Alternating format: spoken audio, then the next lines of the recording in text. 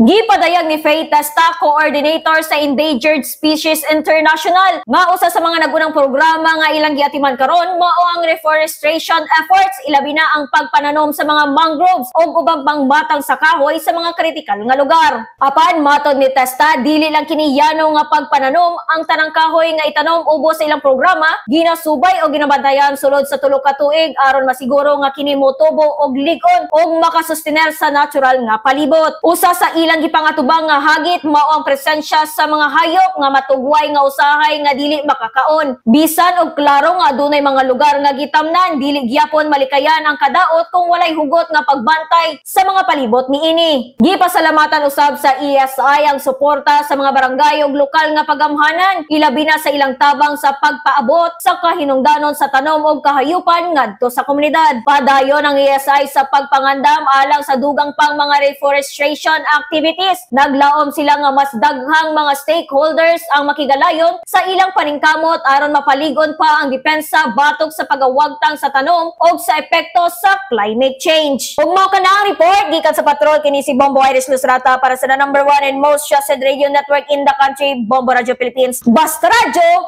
Bombo!